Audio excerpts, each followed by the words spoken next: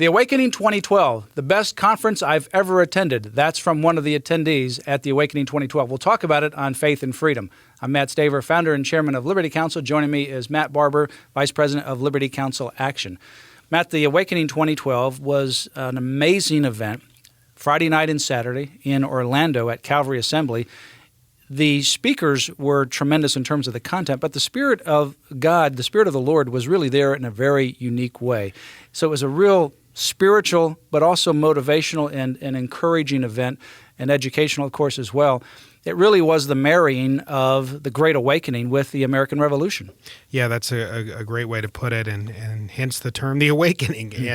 And Orlando, Florida, it was April 20th and 21st, and just a litany of speakers, dozens and dozens of top conservative and Christian and Jewish and leaders from not just around the country, but from around the world. The Holy Spirit was really present there. And, you know, this was different than other conferences that I've been to they're somewhat similar. There are a number of really, really good conferences that are even Christian in nature. Most of the people that come, most of the organizations are Christian, but they tend to be more political first, then kind of cultural second, then spiritual third.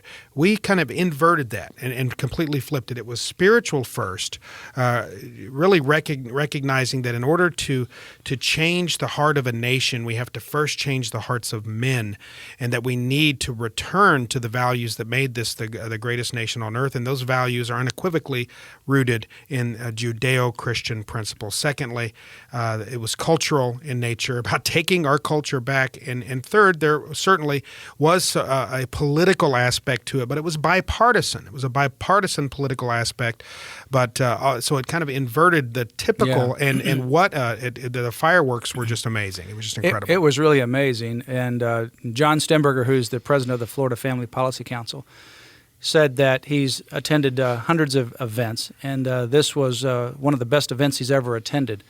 Morgan Perry, who did a wonderful job both in a plenary session and a breakout, who has a documentary called Sex, Money, and Lies, and it talks about human trafficking.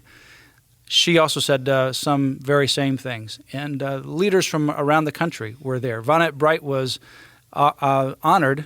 She was honored as a Lifetime Servanthood Award. We gave that to her on Saturday. We thought she was just going to come and go on Saturday. She came on Friday. She was so amazed by the event that she came back on Saturday for the entire event, and she stayed till 3 o'clock in the afternoon. She had to leave to go to a 4 o'clock event, wedding reception at her own house. And if it weren't for that, she would have stayed for the last plenary session. But she was so blessed by this, and she's just an amazing, humble woman, just amazed that she would be given a Lifetime Servanthood Award. She is the co-founder of Campus Crusade.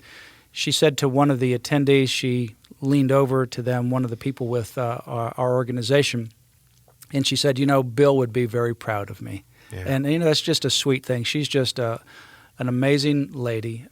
She is the person behind the National Day of Prayer. Yeah. That is the person who was the spearhead to get that passed in both houses of Congress. And now it's a national event, and that is all to the work of Vonette Bright. She's venerable. She's really a matriarch in the Christian movement and the evangelical movement, and it was just a joy to actually be in a position where we could honor her. But I tell you, Matt, you know, this is the third awakening we've had. The first two we've had right here in Lynchburg, Virginia at Liberty University. This one we decided to kind of take the show on the road and had it in Orlando, in the Orlando area, and somewhere between at any given time 1,000 to 1,500 attendees. It was tremendous, the number of people that showed up. And in talking, I talked with several of the attendees, and I was getting the same kind of excitement from them that they just raved about the breakout sessions. We had a number of breakout sessions going on at one time. On one stage, you know, I was involved in discussing pushing back against the threat from the radical LGBT movement and our threats to religious liberty. At the same time, there were talks on fighting radical terrorism, radical Islamic terrorism, a pro-life panel, just a number of panels, and on and on and on they went, and all the panels were just full of people. Yeah, and it was. It was interactive. I talked to Carlos. Not Carlos. Carlos Campo was there. He was the president of Regent University, and he stayed for the entire time. But one of the pastors from San Antonio after the plenary, and he was trying to make a decision. He was actually on a plenary panel discussion on the Hispanic community on Friday night. He was trying to make a decision which breakout to go to. So he and another person that was with him were separating, so each one could cover a different breakout. We had so many good speakers and so much good content, both in the plenary sessions as well as in the breakout sessions. And then the Spirit was really different there. And there was really a unity, and the Spirit of the Lord was really uniquely, I think, present. Kamal Salim was also there, and he spoke during a plenary session. And he also was on 2 breakout sessions. What a testimony. He has an amazing testimony. Raised and recruited at age 7 to be a member of the Palestinian Liberation Organization, the PLO, to become a terrorist. His family raised him. He was a terrorist. He actually committed terroristic acts against Jews and Christians. His family raised him that his ultimate best achievement in life, his ultimate goal, was to kill himself in the act of killing Jews and Christians. Yeah. He hated Jews and Christians. And he talks about what things he learned when he was in the PLO, and he was under Yasser Arafat, and he worked with Muammar Gaddafi's organization, and other terrorist organizations as well. I asked him. So I spent a great deal of time with him. I asked him, "Is that radical Islam?" He said, "No, that is Islam. That is a fundamental core of Islamic belief, is that if you die a martyr, in order to go to heaven, you die a martyr and you take out Jews and Christians and infidels with you." It was just a chilling testimony. But the way that the Lord found him, he was in a tremendous car accident in Oklahoma, in the state of Oklahoma, while he was there to recruit other terrorists for the Muslim Brotherhood and the PLO. And some Christians, the Christian doctor that treated him and took him into his home, and they just showed the love of Christ to this man, and he did not know what to do. He was so confused. Ultimately, in a very dramatic fashion, ended up coming to the Lord. And I have never seen anyone more passionate about serving Christ than this man. Very much passionate and very sincere. He has 7 fatwas on his life to kill him.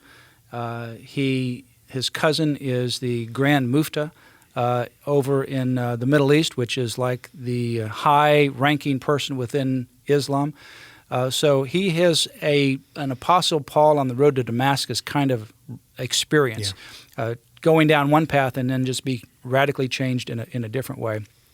But he began to share some of these insights. We'll have a lot of these things on video. In fact, we have the entire event, the day and a half, on video. All the plenaries are video and audio taped. All the breakouts are audio taped. We'll make those available at Liberty Counsel at lc.org, and also the Freedom Federation website, freedomfederation.org. We'll have those available so you can call the 800 number to find out more about that. But it was a fascinating and a very exciting time to be together. Well, it has me pining for the Awakening 2013. I cannot wait. Well, we'll get information up on that as soon as possible. We will get information up on that pretty soon. We're going to have it again in Orlando, Florida. So it'll be in Orlando in 2013. The dates have not yet been set, but we'll set those dates pretty soon. But it's a time that you want to plan to be there, because there's no other event like it. Literally, we prayed that this would not be just another event, but a life-changing experience, and I think that truly happened both among the speakers as well as among the attendees. Go to Liberty Counsel's website for more information about this and other things, and look for our announcement regarding the audio and video of the Awakening 2012. You'll certainly want to get that and share it with your friends. While you're at the website, make sure that you remember Liberty Counsel in your financial contributions and obviously with your prayers. Liberty Counsel is a individually supported organization. Contributions to Liberty Counsel are tax exempt, and all that we do free of charge to those that we represent and serve. We couldn't do it without you. Go to the website, lc.org. You can order some of our materials right there. Ask for the book Take Back America. That's the book Take Back America, and we'll send that to you right away. The website is